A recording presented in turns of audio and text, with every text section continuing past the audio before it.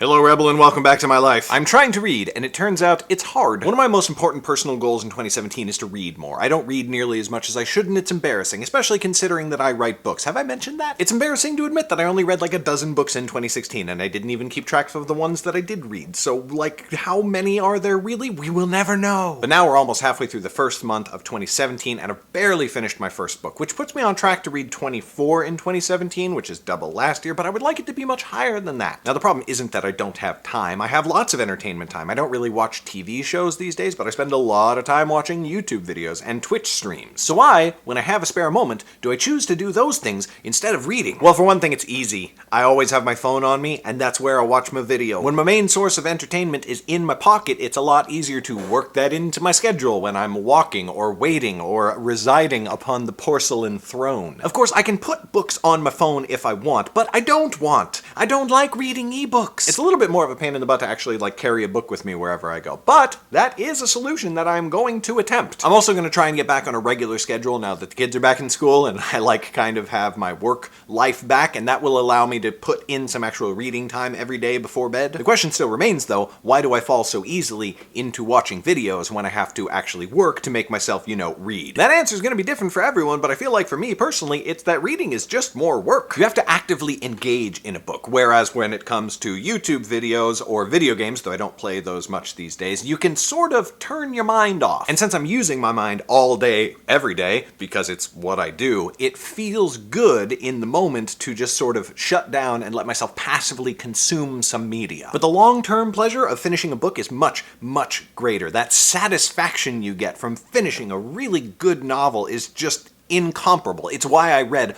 all the time when I was a kid and why I wanted to be a writer in the first place. Plus, there's all the stuff that studies show where reading enhances your mental capacity and makes you more intelligent. Now, I've been noticing, and I'm not sure if this is a symptom of turning 30 or what, that I am more able to apply myself to long-term beneficial goals in favor of things that feel better or seem to be more beneficial in the moment. So I'm confident that I will figure out a way to put reading into my schedule and hit my target of reading 50 books this year. I think that reading is important for people in general. And I think that now more than ever, it's kind of important to actively participate in our media rather than sit there and let ourselves passively absorb images and sounds that come at us from screens, he said in his vlog on his YouTube channel. Listen, I'm not trying to say that YouTube is bad at all. It is a great place for discussion and spreading ideas and building communities. But it does provide one thing in our lives, and it does not provide us with another. It gives us a quick fix to a degree. It gives us a temporary pleasurable moment that naturally we want more of. It does not give us the long, slow burn of a book that gradually unpacks our thoughts and reshapes them after conscious or subconscious consideration. I think it's great to spend time and build communities here on YouTube, but I also think it's important not to lose the incredible benefits that we get from reading. As most of you know, I have a Discord server, which is basically just like a chat room where people can come and hang out. It has desktop applications and mobile applications. You can access it from anywhere. I've just recently created a book club channel in the Discord server where I'm going to be talking about what I'm reading, other people are going to be talking about what they're reading, maybe we're going to read books together. I want us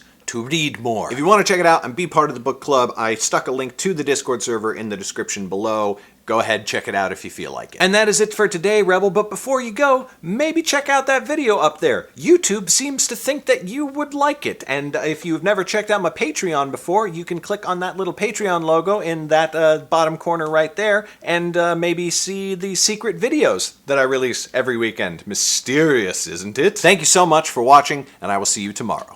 Bye!